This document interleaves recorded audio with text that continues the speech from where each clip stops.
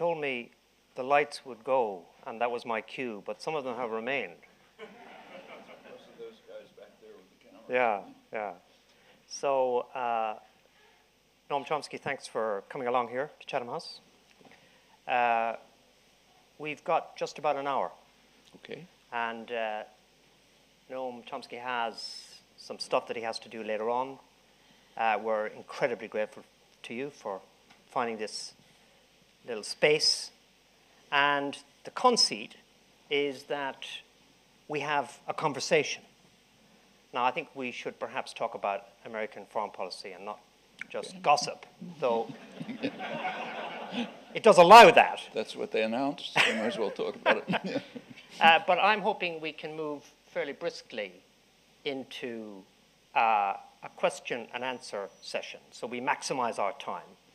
This requires a degree of restraint on the part of us all, not least myself. You will not even be told my name, much less my record, in a boring, cherished kind of way. It requires restraint on your part, and you will forgive me in advance if I stop you. No, it's fine. In order to move things along. Yeah. A family man. My children had a line that they used. If they asked a question, as kids do, they'd sometimes say, "Just the 5-minute lecture, please." And over time it was 4, then 3, then 2. Yeah. And it'll require discipline on your parts as well, please. And I might be quite tough on that. No speeches. I'll repeat that, later on. Say who you are if you feel you can. The more concise the questions, the more enjoyable the event is for us all. And I have here, we do say, tweet questions. And since we say this, we should nod in the direction of Twitter. I have a Twitter guru. Where is my Twitter guru? Where is my expert? She's lurking close to the exit. Stephanie will be asked perhaps to produce a Twitter tweet. And also, you guys can tweet. So as we are proceeding, if there's something that strikes you want to say, all you have to do is tweet, if you do tweet, and all you have to do is #AskCH. But people who are outside the hall, people who are not here, can do it as well. So it's a nice way of broadening the audience. Noam, I guess crudely, the Snowden stuff. A surprise, and I mean by that, a surprise at quite how extraordinary it was, or not a surprise at all? I think the scale was, at least to me, very surprising. It is, in fact, phenomenal. Actually, there's a new book by Glenn Greenwald, I don't know if it's come out here, which surveys a lot of it, brings it together, and it's really a colossal campaign. It's very clear that they want to pick up everything. Everything that anyone says, who they meet, who they see, anything you can think of. It's 100%. The goal is 100% collection of all information about all of the enemies of the state. And what this reveals pretty dramatically is something we all ought to know, that for states, one of their main enemies is the domestic population. They have to be kept under control. They're dangerous. And if you look at policy decisions, it's pretty consistent that you have to control this dangerous enemy. This carries it way beyond anything that's been done before. Of course, there's been plenty before. I was, during the 1960s, I was very much involved in resistance activities against the war in Vietnam. And we understood that you can't talk on the telephone. And if there's anything serious, something that would involve particular human beings, let's say a deserter or something, you couldn't even talk in a group of friends, because there's probably a government informer there. So everything had to be done with affinity groups. So this is well understood and goes way back, but nothing like this scale has ever happened. And Britain agrees. As you probably saw, the British government requested the NSA to provide detailed, extensive information on cell phones, social media, other forms of interaction for British citizens who are an enemy of this state. In the United States, it's kind of dramatic because of the Fourth Amendment to the Constitution. The Fourth Amendment to the Constitution, part of the Bill of Rights, it guarantees the security of citizens in their persons, homes, papers, and effects, and bars what are called unreasonable search and seizures. There's a reason for that. It has to do with England. The British rulers demanded the right to break into homes, to search them. And there were pretty bitter confrontations right in Boston, where I live. In fact, the citizens organizing to bar the entry of British officers under what were called writs of assistance, that they could just enter wherever they liked. This was one of the things that sparked the American Revolution. And shortly afterwards, when the Bill of Rights was introduced into the Constitution, they made sure to put a barrier against any such practices on the part of the state. Well, now the Fourth Amendment is being violated in a way which is so dramatic that it takes your colleagues in the legal profession to try to figure out how to make them consistent. But then they can always find a professor who can do the other work. That's the role of lawyers. So yes, well, I wouldn't go that far. But they'll find a way to say that knowing everything that you do is a reasonable search and seizure. When you compare the response to Watergate, which, when you look at what's happening today, it seems small beer, and yet it brought down a president. Now, maybe it was a cover-up, maybe it wasn't, but has the culture in America changed markedly in what is now 50 years since that time? Well, I have to tell you that I was a minority of maybe one in thinking that Watergate was a kind of a tea party. Actually, I was asked to write about Watergate right away by the New York Review, and I agreed, but I said I would write only if I could explain that it didn't amount to anything. In fact, it was pretty striking. The Watergate exposures came out at the very same time as the exposures of COINTELPRO. Same time. COINTELPRO was a massive government criminal operation directed against the population that went through 4 administrations, mainly Kennedy and Johnson and Nixon. Started a little earlier. And it targeted virtually all critical thought and action for not only surveillance, but for disruption. It went way beyond the Snowden case. It went as far as literal political assassination. In fact, right at the time of Watergate, there was an exposure of the fact that in 1969, in one of the COINTELPRO operations, this is an FBI operation. FBI is the National Political Police.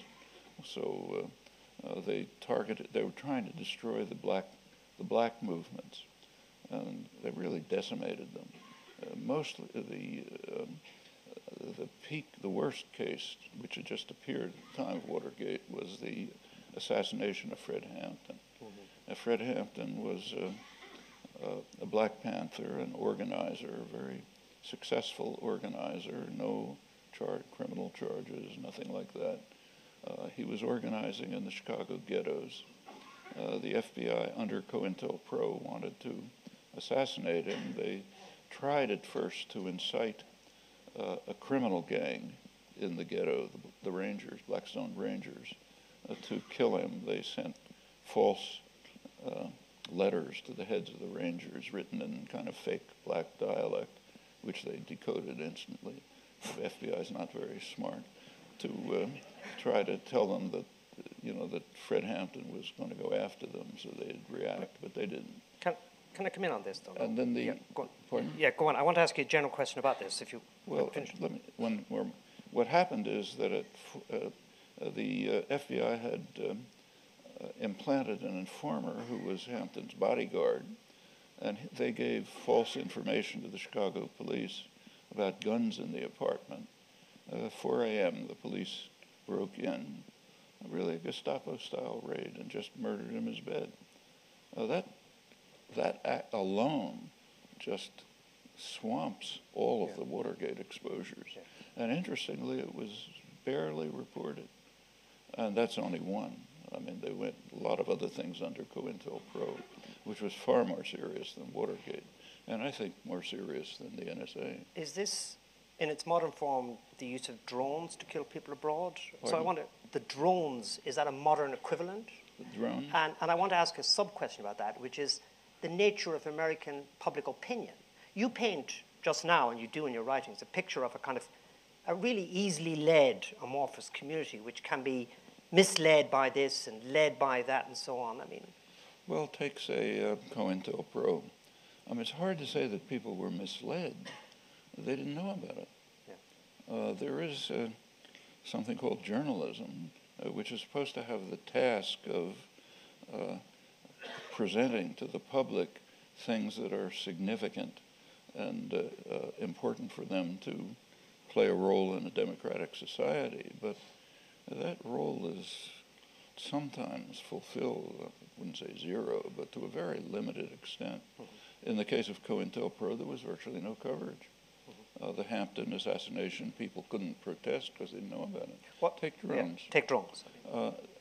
The drone campaign is a global terrorism campaign run by the Obama administration, which has absolutely no counterpart.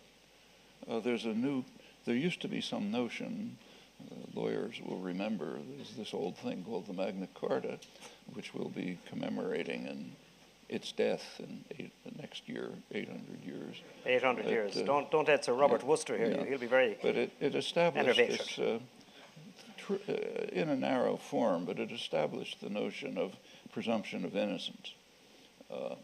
Pretty narrow, but then it was extended over the years. Now, that's been torn to shreds. By now, guilty means that Obama decided on Tuesday morning to kill you. That's the definition of guilty. Tuesday morning, there are these sessions in the White House where they read a little St. Augustine on just wars and then decide who we're going to murder today. And they're recognized to be suspects. And it's massive. You know, it's all over large parts of the world. And they can be American, as they have been. Well, it's interesting. There are a few cases, I think 4, where American citizens were killed. Now, that has caused a lot of debate and discussion, which is curious. The tacit assumption is that if you want to kill non-Americans, it's free. Do it. Do whatever you like. But murdering American citizens, well, you know, raises some constitutional questions. So that's debated. But I mean, suppose, say, that Iran, let's say, had the capacity to murder people in the United States and Israel who they regard as a threat. I mean, they have good reason to regard them as a threat, like leading figures and top leaders in the United States and Israel are regularly saying that all options are open, which means if we want to carry out a nuclear attack against you, we'll do it. John McCain, during the last campaign, when he ran, his line was just bomb, bomb, bomb. Don't wait, let's bomb them. So there are plenty of people who they could regard as a threat. Suppose they decided to assassinate them. Would we sit here quietly and say, well, it's fine, they're not Iranian citizens, so why shouldn't they assassinate them? But when we do it, it's considered legitimate. And it's pretty striking that the U.S. government recognizes 2 things that are important. One is they're not only killing suspects, they're generating terrorists. They know very well that these campaigns are generating terrorists. When you start murdering people in tribal societies, which have a culture of defense and revenge, they respond. Take, say, 9/11. Turns out that 11 of the 19 apprehended hijackers were from a tribe in Yemen that had been bitterly repressed and attacked, first by the center and then by the international supporters of it, and they were taking revenge. There's a very important book on this by Akbar Ahmed, who's a Pakistani anthropologist, teaches in the United States, who's one of the leading experts on tribal societies. And he just calls it a war against tribal Islam and tribal societies generally, which react. The other thing is that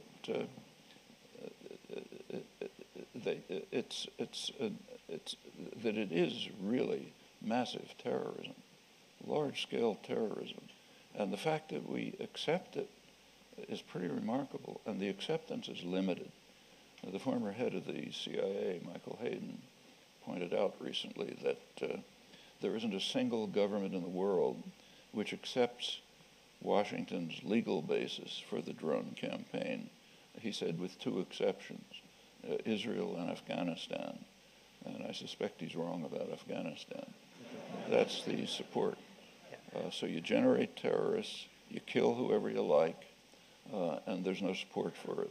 But it continues. What about the argument that, yeah, we're going to alienate a few guys, but we take out the leaders, you know, we take out, to use that sort of military image. Yeah. And secondly, you may call it terrorism, but it's our terrorism. You know, the famous Clash of Civilization stuff that was copyrighted in the American think tanks and books about lesser evils and so on. I mean, in a way, we have democracy, we have the rule of law, we're the good guys at this. You have absolutely contempt for that, but I wonder whether there isn't at its core some basic truth that the fact that these societies are different. Sure, we're much more violent and aggressive. And in fact, when this happens in a more or less democratic society, citizens are much more culpable than when it's done in an authoritarian state. Like, say, suppose Iran was murdering people who were threatening it in the United States and Israel and probably Britain. Well, Iranian citizens couldn't do very much about that. It's a harsh authoritarian state. It's different here. We're pretty free. And if we accept it and tolerate it, that is morally very culpable. You may recall, I hope you've read Orwell's introduction to Animal Farm. As you probably know, it was not published, found 30 years later in his unpublished papers. But it's interesting. In it, he addresses himself to the people of England, free England. And he says, you shouldn't feel too self-righteous about this satirical denunciation of the totalitarian enemy. Because in England, actually I'm quoting now, he said, in England, unpopular ideas can be suppressed without the use of force. And one of the mechanisms that he mentions is a good education. If you've gone to the best schools, LSE and so on. Thank you for that plug. A rather ambivalent plug. Then you have instilled into you the understanding that there are certain things it wouldn't do to say. And I think we can add, it wouldn't do to think. That's a significant element in free societies and carries with it severe moral responsibility, much more so than people who suffer in authoritarian or totalitarian states. I think that's something we pay much too little attention to. Does it mean you end up watching, we'll say, something like this, the Russian taking of the Crimea, what's going on in Syria, possibly people might say China and Tibet? You end up a kind of spectator because you've taken away the power to intervene. Is that a logical position that you go to? Well, take Crimea. It's an interesting case. The Russian takeover of Crimea is undoubtedly a criminal act. It violates the UN Charter. It violates specific treaties in which Russia agreed with others to observe the boundaries of Ukraine. So it's a criminal act. Is it the only such act in the world? For example, how much have you read about a much more severe case, the U.S. takeover of southeastern Cuba 110 years ago? The U.S. took over southeastern Cuba at the point of a gun. In fact, technically, there was a treaty, but under military occupation. You know what that means. There was a treaty in which it's what we call Guantanamo. It includes Cuba's major port. The U.S. has absolutely no claim to it. Whatever one thinks about Crimea, there is a claim. Popular support, history, Khrushchev's handing over of Crimea to Ukraine without even asking the population. A referendum in 1991, which came out with about the same results as the recent one, the major Russian warm water port, naval base. I mean, there's considerations. In the case of the U.S. takeover of southeastern Cuba, there is nothing since Cuban independence in 1959. The Cuban government's been trying to get it back. The U.S., of course, refuses. The only justification is that this severely hampers the economic development of Cuba. For 50 years, the United States has been engaged in a significant war against Cuba. Under Kennedy, it was a large-scale terrorist campaign. We don't talk about it here, but it was a very serious terrorist campaign which continued, crushing embargo, taking over the southeastern Cuba, of course, severely hampers Cuban development. That's the point. But this is much worse than the Russians, though their actions are criminal, have a much stronger case. How much have you read in the press about this? And it's not the only case. I totally take that one. But I met the guy the China guy who is the equivalent of our press guy, Alistair Campbell it used to be. And they used to publish this report about how dreadful America was. All the people who died, who were killed, the rapes, the race killings. And whenever you raised human rights with them, they'd say, with respect, kind of what you've said, you know, America, look at all the violence, look at Rodney King. Is it sort of always an appropriate response? Because it seems to me all that happens is you just say, oh, what Russia does is bad, what China does is bad, but my goodness, look what America does. I mean, it seems to be a kind of dodge of the criticism, is it? I don't see why it's a dodge. We accept that principle uniformly with regard to enemy states. So, for example, if Shirin Ebadi criticizes Iran but doesn't criticize Israel, or if Ai Weiwei criticizes China but doesn't denounce the United States, or Sakharov, Havel, anyone, we admire them for that. That's what they should be doing. They should be concentrating on the crimes of their own countries. And for us, that's even more significant for the reason I mentioned. We can influence these policies. Ai Weiwei can't do much about the policies of China. We admire him for condemning them. We don't want him, nobody wants him to write about the U.S. and British crimes. It's a waste of his time. He should be doing exactly what he's doing.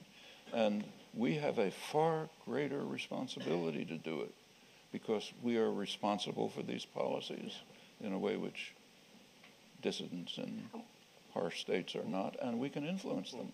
But it's pretty striking that we recognize this principle reflexively with regard to enemy states, and we can't see it with regard to ourselves, where it's much more significant. Yeah. If you take, say, that example of critiquing from the inside, Mersher and Walt made a huge splash with a book about the power of the Israeli lobby in the United States. In a way, it resembles what Piketty is doing at the moment with the book on capital.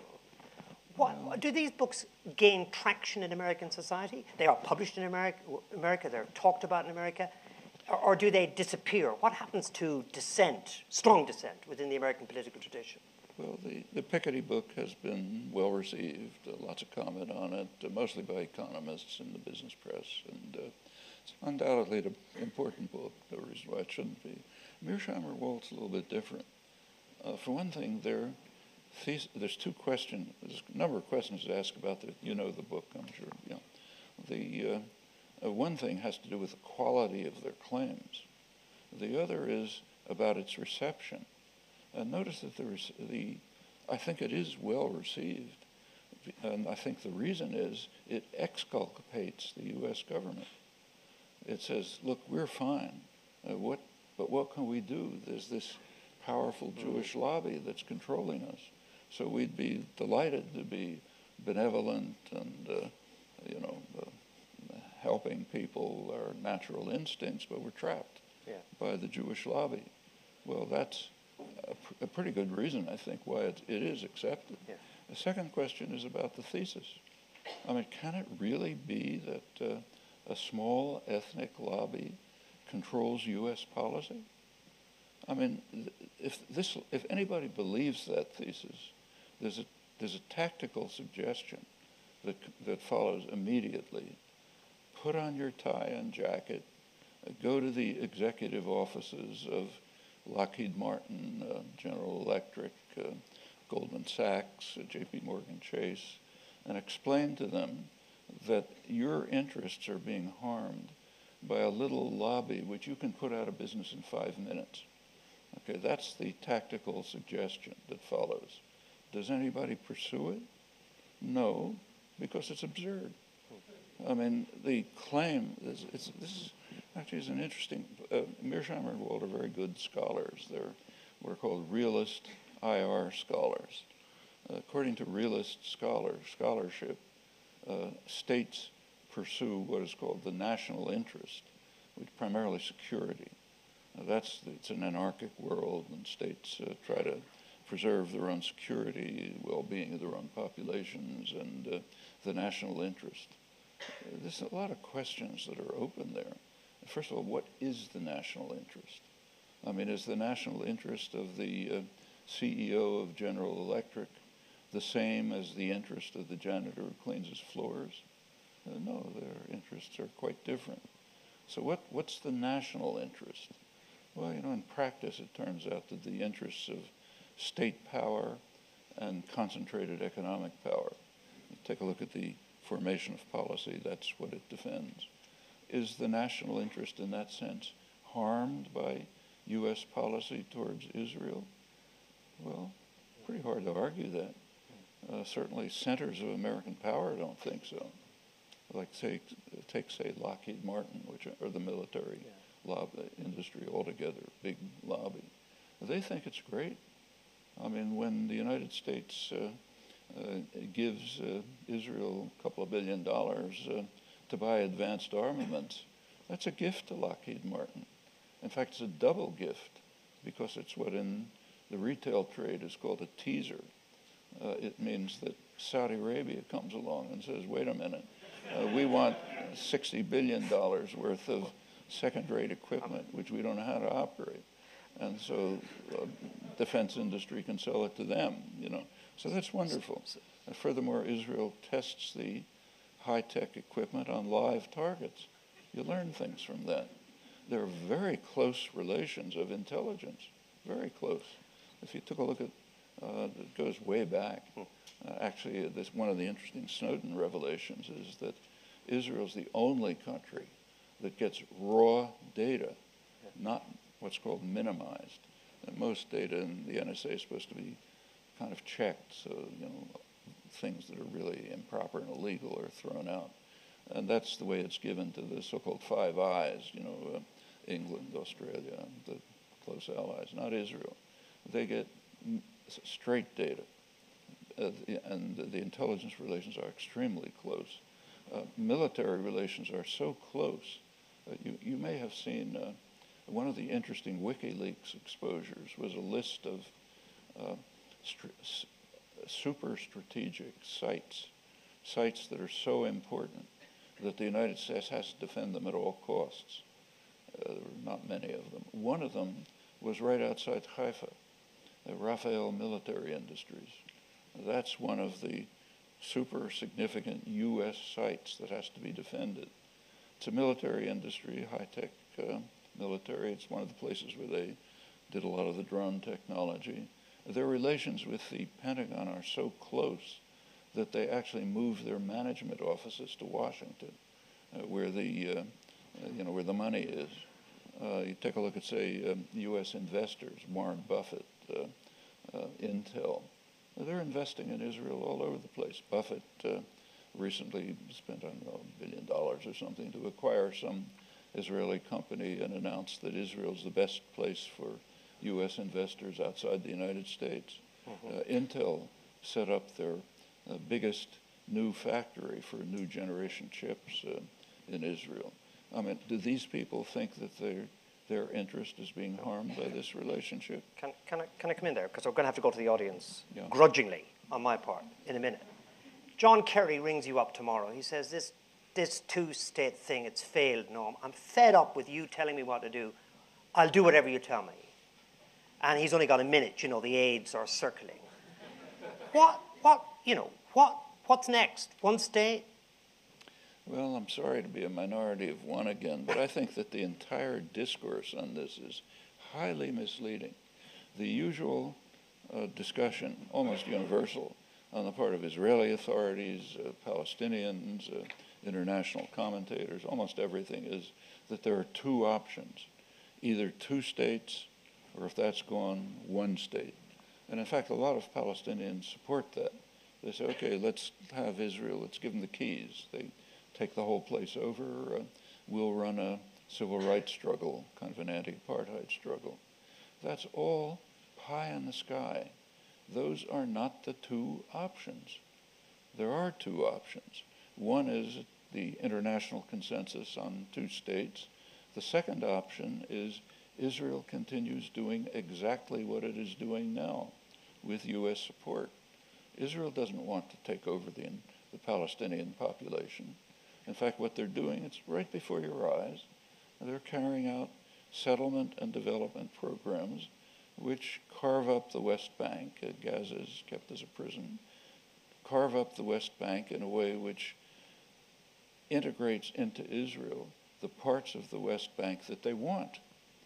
The pleasant suburbs of Jerusalem and Tel Aviv, the Jordan Valley where they're kicking out Palestinians, the corridors that go through to the east, Mala Adumim in the south, Ariel in the north, break up the region into sort of cantons, and take over the major resources, including the water, but leave out the population. It's designed so that they will not, there will be very few Palestinians in the regions that are integrated into Israel, ultimately be annexed to it. So in fact, there won't be what's called the famous demographic problem. Too many Arabs in a Jewish state. It's not going to happen. What will happen, in fact, is that the proportion of Jews in greater Israel will go up when they bring in the settlers. Because first of all, there aren't a lot of Palestinians in those areas, and the ones who are there are being kicked out. That's the second option. So if you don't have a two-state solution, this is what's going to happen, as long as the U.S. and Britain support it, of course. Yeah. That's crucial. Yeah. Fantastic. I mean, already a lot of people have caught my eye. And I do deploy a geographic, gendered, youth ageist approach to cues. You have to stand up. This gentleman caught my eye about 2 hours ago. He's been in a camp bed since yesterday. But I'm looking at the back for the lady. Is that a lady? I'm applying a gender test. Very good. So this gentleman in blue, I'm afraid, and then the lady in the middle. You have to wait for the microphone. You have to stand up. You have to give us your name, and you have to be incredibly succinct. James Thacker. I was at the Cooper Union with you 2 weeks ago and couldn't ask the question. I'm a novelist. I've worked since the Tet Offensive in this country with 7 human rights groups on almost all the issues you mentioned. I deplore and was alarmed to see Gary Will's comment just after Obama was elected that given the War Powers Act in 41, the military we have in 120 countries, the 1.2 million top security cleared spooks in the Washington area, if Obama had 36 years, he couldn't dismember this. Do you feel, as an American, that our Constitution and our government is beyond recall? Do you think there's any way that we can actually get back to what the Founding Fathers intended? I'm going to take a couple, if I want. Thank you, James. That's a model, actually. Slight comment, question. Sir, you're going to emulate that skill at concision? And there's a lady who's going to have a microphone, whichever lady, yes, that lady whose hand is up in the foreground. Yes, sir. Right, my name is Mike Harvey. Very simple question. Can you envisage anything changing America's supportive policy towards Israel? Thank you very much. There's one more to come on this wave. Madam, have you got the way you go? Yelena Balbekova, Master of Public Administration at London School of Economics. In 2010, in your interview to Democracy Now!, you supported a statement expressed by then in Financial Times that the major problem of foreign policy of Obama's administration back then was Iran. Do you think it shifted nowadays to Russia due to the failure to rein in its imperialistic ambitions, or it's too simple to narrow down it just to one country? Thank you. Okay, did you get those three? This is, can I sub it down and you tell me if I'm wrong?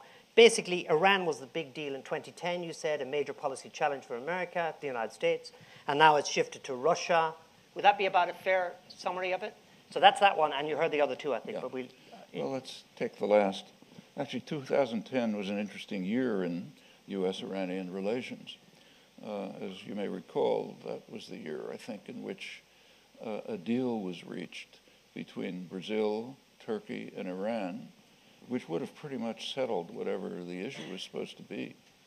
The basic principles of the deal were that Iran would ship its low-enriched uranium out of the country to presumably to be kept in Turkey, and in return, the West would provide medical isotopes for the Iranian research reactors. As soon as that deal was reached, it was bitterly condemned by the White House and reflexively by the press. I don't know what happened here, you tell me. The Brazilian government was pretty irritated by that. The foreign minister, Amorim, released a letter from President Obama to President Lula in which Obama had proposed this, presumably because he assumed that Iran would turn it down and they'd get a propaganda point. When Iran accepted it, they denounced it. It was pretty much ignored in the United States. There's all kind of pretexts for why they had to turn it down, but what happened is interesting. Iran remains, we may ask why Iran is regarded as, the way they put it, the greatest threat to world peace. The president, the Congress, the press regularly describes Iran this way. Incidentally, it's not the way the world perceives it. There was an interesting international poll that came out in December, run by leading U.S. British polling agencies. It was reported in BBC. I don't think it was reported in the United States. The poll, among other questions, asked which country is the greatest threat to world peace. The United States was so far in the lead, nobody was even close. Second, way behind, was Pakistan, and that was probably mostly because of the Indian vote. But Iran was way down. But in the United States, much of Britain too, much of the West, Iran is the greatest threat to world peace. We may ask why. Why is Iran the greatest threat to world peace? Well, there's an authoritative answer to that. It's the U.S. intelligence agencies and the Pentagon give an annual report to Congress on the global security situation. It's public, it's not classified. It doesn't get reported, but you can find it on the internet. And they explain, of course they have a section on Iran, and they explain why it's a threat. What they point out is that Iran is not a military threat. It has very low military expenditures, even by the standards of the region, let alone the U.S. Its strategic doctrines are defensive, designed to deter an attack long enough for diplomacy to set in. That's its strategic doctrines. Then they say, well, if Iran is developing nuclear weapons, and of course U.S. intelligence doesn't know, they say that would be part of their deterrence strategy. That's quite significant. Aggressive states like the U.S., Britain, Israel, cannot tolerate a deterrent strategy. It's too dangerous. You have to be free to use military force whenever you want. And it's true that Iran would be a deterrent if it had. They also accuse Iran of terrorism. Terrorism means support for forces that the U.S. doesn't like. So Iran supports Hamas, supports Hezbollah. We could discuss exactly what they are. But let's get on to the other two, because I want to okay. go around. A woman has caught my eye that here, and a younger guy has caught my eye there. That remains a problem. Going back to your, quickly, this is can an we important change? One, and Israel. You brought the situation up, the fact that the U.S. has about 1,000 military bases around the world. They're rapidly extending this, incidentally, particularly in Africa. AFRICOM, the Africa force is greatly expanding, putting bases all over the place. No other country has anything remotely like this. This is unique to the United States. and it's part of a whole system of global control. Can it be changed? Very easily. Go back to Orwell. I mean, if people in the United States and secondarily England, which is significant in this respect, if they sit passively and quietly and docilely and intimidated and accept what's going on, then it can't be changed. But we have enormous options. Of course we can change it. I mean, the British Parliament, for example, voted to block a strike against Syria. Well, that pretty much compelled the United States to go along. It's just one indication of what can be done across the board. So sure, we can change it. But not if we sit quietly and passively and say, well, let's blame the enemy, but not look at ourselves. No, then nothing will change.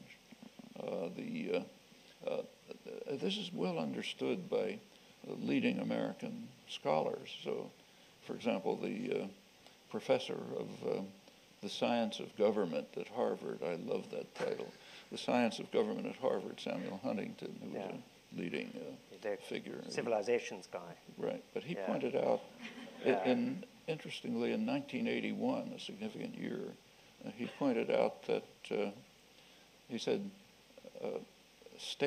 the state authority, the United States government, has to impose a system of force which is felt but not seen.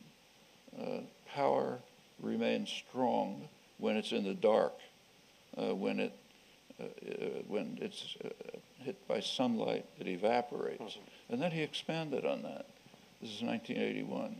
He said, when the United States engages in military or other intervention in the world, we must create the misimpression that it's the Russians we're fighting.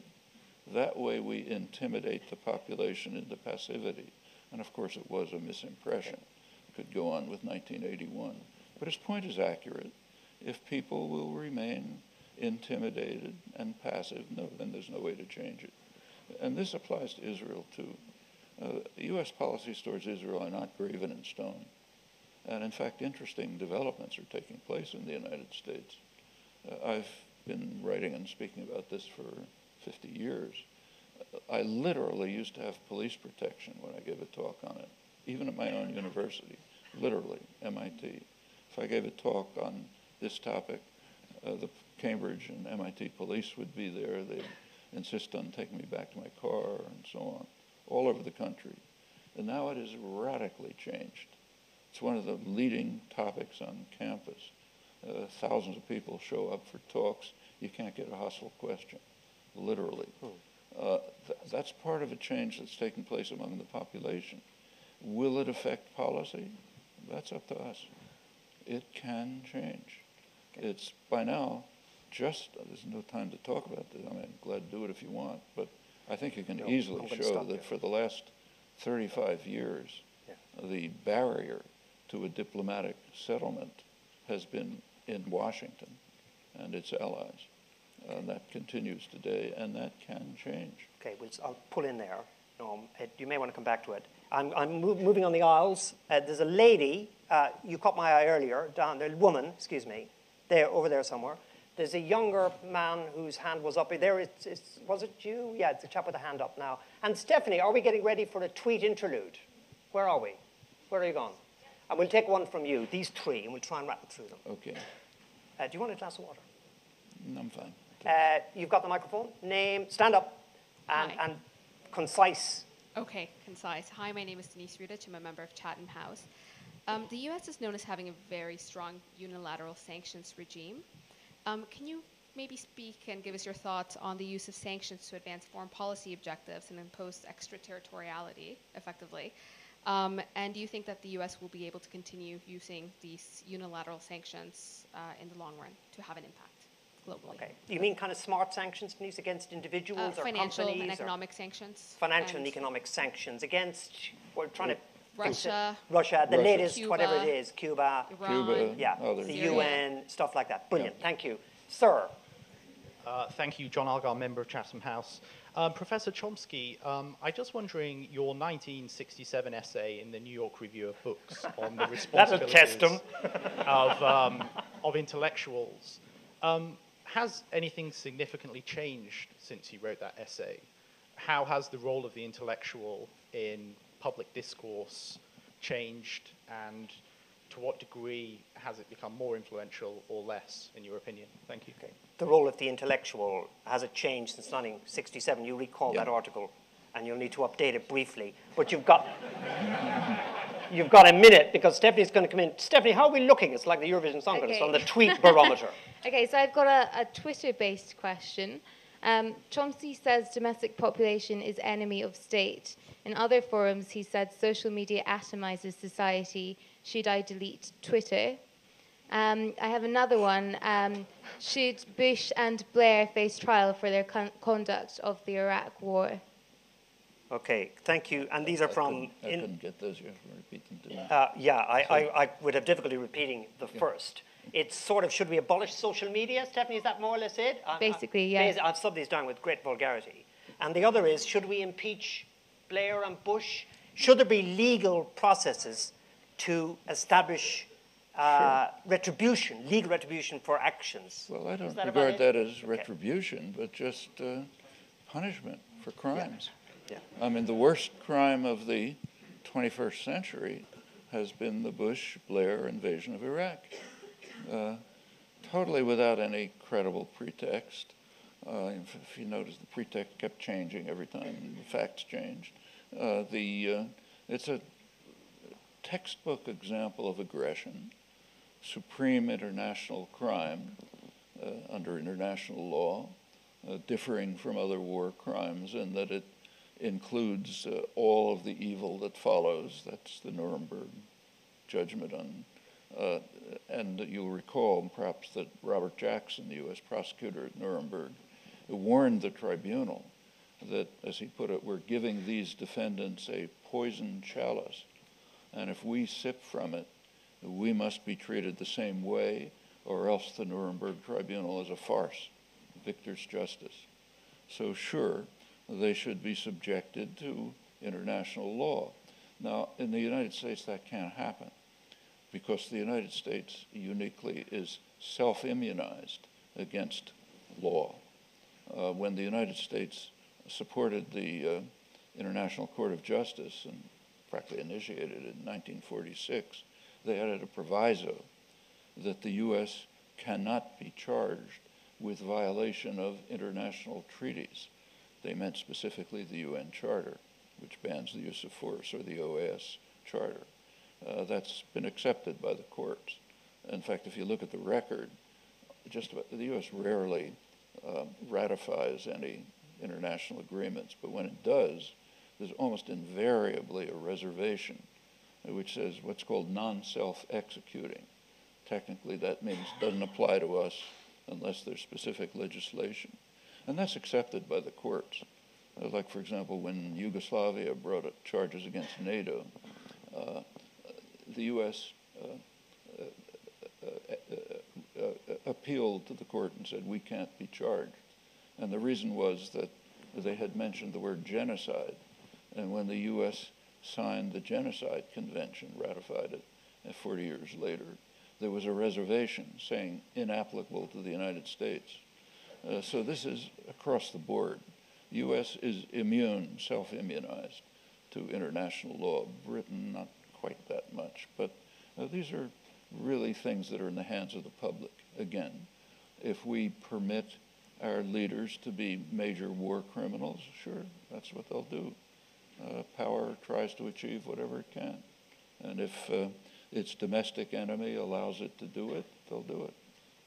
Snowden case is a case in point. Sanctions, maybe quickly, but sanctions. Well, I think, as in many of these cases, we should try to look at it from another point of view. Imagine that Iran or Cuba had the power to impose sanctions on the United States.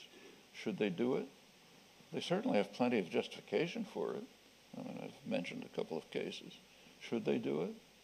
Well, you know, I wouldn't. I don't think that's the way they should deal with these problems. I don't think it's the way we should. We are much more culpable. I mean, we're the ones who are carrying out attacks on them. I mean, take, say, Iran. The United States, in 1953, the United States overthrew the parliamentary regime in Iran, imposed a harsh dictatorship. From that day until today, there has literally not been a day in which the U.S. has not been punishing Iran. Supported the Shah, harsh dictatorship up till '79, immediately turned to supporting Iraq's attack on Iran, which was murderous and brutal. The U.S. supported it all the way through with such enthusiasm that it denied the attacks on the Kurds, pretended that Iran had done them. As soon as the war was over, the U.S., this is the Bush administration, invited Iraqi nuclear engineers to the United States for advanced training in nuclear weapons production. Another threat against Iran. Immediately sanctions were imposed on Iran. And then we come up to the present. This goes on. Literally not a day in which Iran has not been subjected to pretty harsh punishment by the United States. Should they impose sanctions on us, assuming that it was conceivable? Well, you decide. And I think that gives the answer to that question. Mm-hmm. John's was about the intellectual, 1967. I mean, well, intellectuals is an interesting concept. I don't want to go on for too long, but the word intellectual in Western languages, in the current sense, it really comes pretty much from the Dreyfus trial. Before that, there were people, intellectuals, but it wasn't a category of dissidents. At the Dreyfus trial, you had dissident intellectuals, Emile Zola, the Dreyfusards, and so on. But take a close look. They were a small minority, and they were persecuted. Zola had to flee the country. The mainstream intellectuals, the immortals of the Académie Française and so on, they strongly supported the state and condemned the Dreyfusards for daring to criticize the majesty of the army and the state and so on. That's typical. There's very rarely an exception to that through history.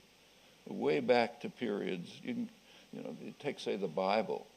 There were people in the Bible who were pretty much what we call intellectuals, people who condemned the king for criminal acts, gave geopolitical analysis, charging them with threatening the population, calling for mercy for widows and orphans and so on.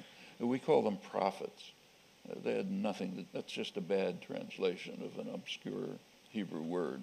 They were what we would call dissident intellectuals. How were they treated? They were imprisoned. They were driven into the desert and persecuted and denounced. There were intellectuals who were honored, the flatterers at the court. Hundreds of years later, they were called false prophets, not at the time. That continues right to the present. The term dissident in the United States and England refers specifically to critical intellectuals in enemy states, right? We don't call critical intellectuals in our client states dissidents, even though they're treated much more harshly than they were in Eastern Europe. So, for example, right after the fall of the Berlin Wall, the High Command of the Salvadoran government's U.S. client, close contact with the U.S. Embassy, ordered a brigade, the Atacadal Brigade, to invade the university and murder 6 leading Jesuit intellectuals, one among leading Latin American intellectuals, happened to be Jesuit priests.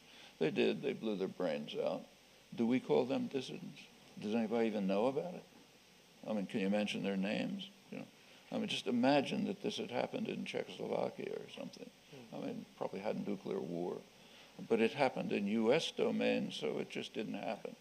And this, I can go on with this, but if you take a look generally, the people who we call intellectuals, people with a funny category, but people who are sufficiently privileged and have sufficient resources so that they can speak about, articulately about issues of public significance, roughly what intellectuals are. Overwhelmingly, they're supportive of power, state and private power, absolutely overwhelming. there's usually in every country some fringe of critical intellectuals. If they're in enemy states, we honor them. If they're in our own client states, we blow their brains out and forget about it. But that's pretty much the way it's been through history. Okay. There's a few exceptions, few and very interesting ones. Right, which we can think about later, but I'm determined to get another round in. Okay. Can we stay another 5 minutes? Do you mind? Sure. I've got four, sorry, I've got four. I've got this gentleman here, I've got this lady here, I've got the gentleman, yes, whose hand, put it up higher so I know it's you, not you, sadly. You, yes, you, put your hand up, yeah, you, yeah. And then this lady here. But these have to be ridiculously succinct, almost to the point of merely your name. Yeah. Sir. Ronan Tynan, it's just on the question of human rights. I agree with you, the United Kingdom played a major role in stopping the kind of intervention in Syria which would have been wrong. But unfortunately, some people seem to think the problem was solved. An egregious human rights violation of Assad's barrel bombing campaign. I mean, it's grotesque what's happening. And the root of the problem, I put it to you, and it's where the elite universities in particular have been a disgrace, is the issue of human rights, as you outlined as usual in very eloquent terms. The egregious nature, certainly against the spirit of the US Constitution. What I'm really saying is the United States has given dictators plenty of opportunity to continue campaigns of brutality against their own people. And surely, for people who are interested in progressive causes, that's called a leading question. Yeah, thank you very much. In the law, Ronan. We don't spend enough time thinking about human rights. I think it's a statement, we can come back to it, about human rights and the success of the change. The United States, No, microphone. No. This is a disaster for the chairman. No, I apologise. I do apologise. No, it's a disaster, a co-national. In 8 words. Because the United States has chosen a pattern of the war on terror that violates everything the United States Constitution is supposed to stand for, it has given comfort to dictators everywhere to violate human rights. And we see that the results everywhere. And really... Thank you. Thank you. That is laughter of appreciation. It's it's a comment. You can take it off. I want to get this lady in. The United States has given support for dictators to violate human rights by the war on terror. Yeah. Oh, that's exactly correct. It's a statement. It's a statement. God, Ronan, that was hard. That was hard work. Over to this lady who will now be succinct. Hi, I'm Sue Nayun-Farnborough. I'm the member of Chatham House. Quick question regarding recent Japan's move towards the rather right-wing the political. Well, they are clearly manifesting their view, and particularly in the wake of their attempt to amend their Pacific Constitution.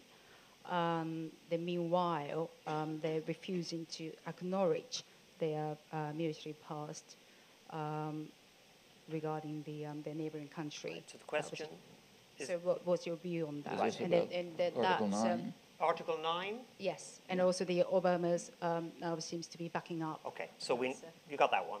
And this woman here, and then there's a chap, it's you. Yeah, have you got a microphone? Yeah. Where you go? Name? Hi there, I'm Polly. I'm a reporter for RT in London. And RTE, Irish? RT, no, Russia Today television. Christ, okay. And I wanted to ask how you see we get it a lot, actually. So. I know. I was just after the performance. I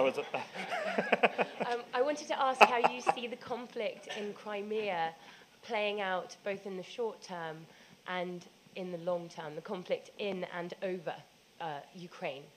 And whether that's changed the balance of power, or whether there's anything to say about the balance of power. Does Crimea change the balance of power? Yeah, that's a quite specific one. And, sir, no, it was actually the man right in front of you, I'm afraid. Yeah, I'm really sorry, but he had it much earlier. But you're enormously kind to give it up so quickly. Sir.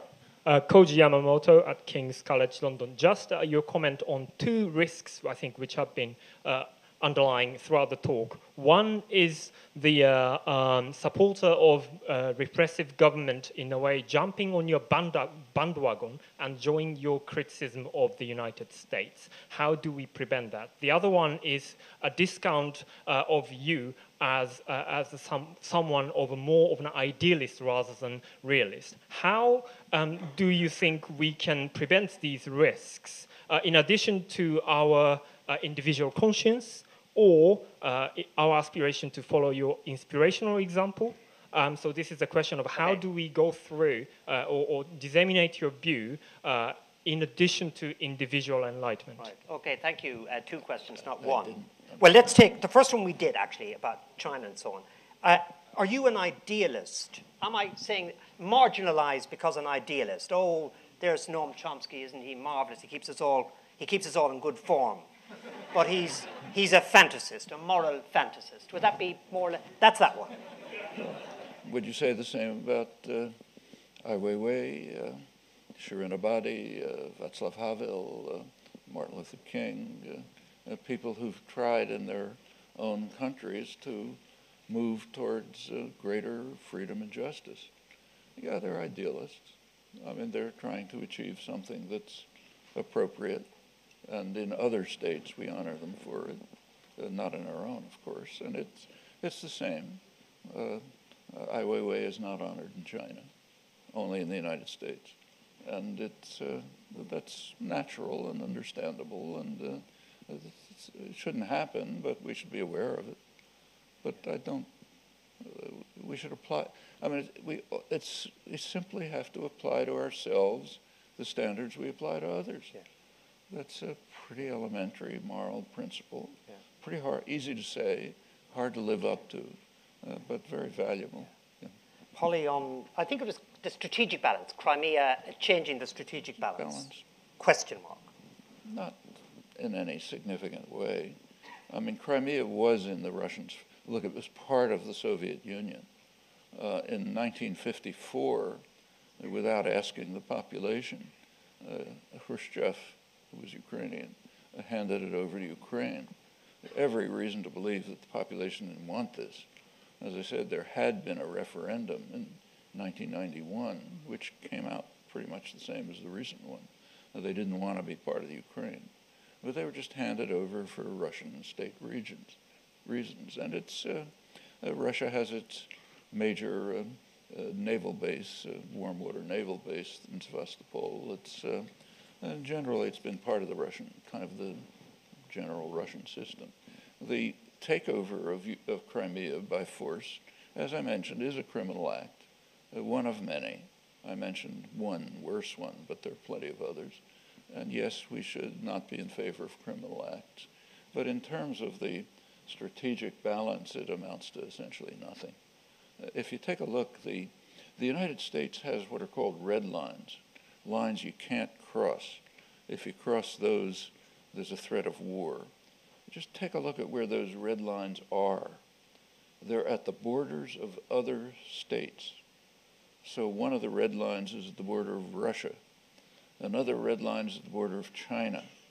There's a conflict developing in the Pacific, not in the eastern Pacific. It's not off the coast of San Francisco. There's a conflict developing in the waters off the coast of China, where China is attempting, you can argue whether it's right or wrong, to gain control over its major trading routes, the waters off its coast, which Japan had pretty much taken over in the course of imperial conquests. I mean, Japan has claims vast areas of the Pacific because of its imperial conquests. China, this was its century of humiliation. They don't have them. They're trying to get some of them back. You can like it, you can dislike it, but that's where the red line is. And that's the way it's been all the time. I mean, it's very interesting to look at the way American foreign policy is described, the way we describe it. So there's a lot of talk about American decline. What's rarely noticed is that this decline began in 1945. In 1945, the U.S. had overwhelming power. I mean, there was nothing like it in history. Security, wealth, and of course planned to use it to organize the world system. It began to decline very quickly. There's an event in the West called the loss of China, 1949. The loss of China took place. Big attack on big step in American decline. I can't lose your cell phone. I could lose my cell phone. In fact, I do it all the time. But I can't lose yours, right? How could we lose China? Well, there's only one way, if we own it. And that's taken for granted. The loss of China is a huge issue in American domestic policy. who was responsible for the loss of China? They have to go after them, McCarthyism and so on. When Kennedy escalated the war in Vietnam, we know from internal records, a lot of the concern was that he might be blamed for the loss of Indochina. How do you lose Indochina? And it's the same all over. There's a premise in the United States, accepted in British elite circles, that the U.S. owns the world, and Britain is it's supposedly its partner. Actually, it's an interesting comment on the partnership right at the peak of the Cuban Missile Crisis, when Britain's existence was at stake, literally, could have been wiped out by U.S. decisions. The U.S. was refusing to provide information to Britain. Macmillan was trying to get British intelligence to figure out what was going on. And there was a discussion in high-level circles about what was called the special relationship between the U.S. and Britain. And one high official, probably Dean Acheson, said, define the special relationship. He said, Britain is our lieutenant. The fashionable word is partner. In Britain, they like to hear the fashionable word, but the big guys use the word that counts. Yeah. So this is the U.S. attitude. Britain is a lieutenant, goes along, and it's a conception of world order that's pretty striking if you think about it. We're nearly out of time now. Have we dealt with Article 9, or do you want to? Yeah. The Article 9. Yeah. Well, it's quite precise. So. Yeah. Okay. I mean, it's in a sentence nearly. Japan now happens to be in the hands of a very kind of an ultra-nationalist government prime minister who is clearly trying to whittle away at Article 9. In fact, the pacifist article in the Constitution. I think it's a very bad thing. I mean, people in Asia have some memories of Japanese imperialism. There's also, for a long time in Japan, there's been kind of an underplaying of Japanese crimes in Asia. So the Yanaga was one historian, dissident historian, who fought hard to try to get the Japanese textbooks to at least include the facts. And there was some progress. Now it's going back again, like denying the Nanjing massacre, things like that. This incidentally was abetted by the United States. After the war, the United States simply took over Japan. There was supposed to be a Far Eastern Commission of all the countries that were involved in the war, but they were all kicked out. The U.S. ran it unilaterally. There was a peace treaty with Japan, San Francisco Peace Treaty, 1951. The peace treaty charged Japan with crimes. Take a look at it. The crimes began on December 7th, 1941. There were 10 years of horrendous crimes before that, but they didn't count because they were crimes against Asians, what George Orwell called unpeople. December 7th, 1941 was different. That was against people. The structure of the peace treaty was so outrageous that independent Asian countries simply refused to attend. Like India wouldn't attend. Ceylon attended because it was a British colony. Philippines attended, they had to. But any independent Asians refused. Well, okay, that sets the basis. In fact, this famous reverse course in Japan in 1947, the U.S. essentially restored the traditional order and undermined the democratic elements in society. And that lays the basis in which Japan has been able to maintain these policies. And I think it's a pretty bad thing. It doesn't mean we should, praise China for what it's doing. A lot of what it's doing is, I think, pretty outrageous, like with regard to Vietnam, but that's a different question. But as far as Japan's backing off on its pacifist constitution, I think that's extremely dangerous. I think we're nearly there. We're nearly there. There's a question that occurs to me, might be even an unfair one. But sometimes when you listen to you here, you get the impression you began life fully formed with the clarity of vision. I mean, it's amazing, and a consistency. And I want to ask you, you don't have to answer, Fifth Amendment, But do you think you've ever been wrong about an issue? You know, no, they're laughing. They're laughing nervously. It is not. Oh, a lot of times. It is not a coy route into subversion. No, plenty of times. I can think of case after case. Yeah. I mean, take the worst crime of the post-war era, post-World War era. I mean, the worst crime was the U.S. attack on Indochina. A really horrendous crime. It destroyed 3 countries. They may never recover. Millions of people killed. You know, vast devastation, chemical warfare to destroy crops. Every atrocity you can think of.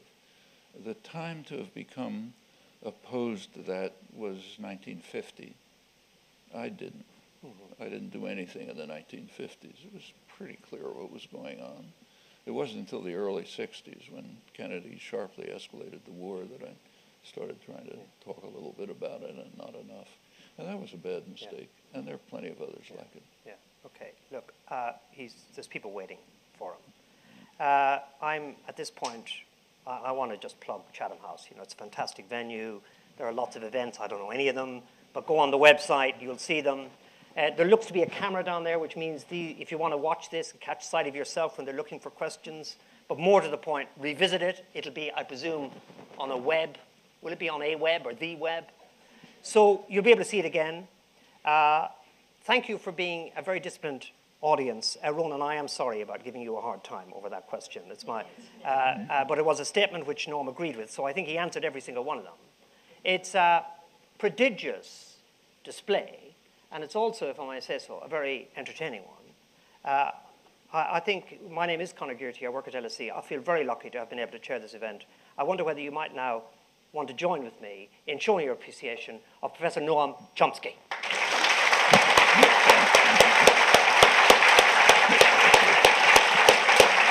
Thanks very much. Well done. Well done. Very good.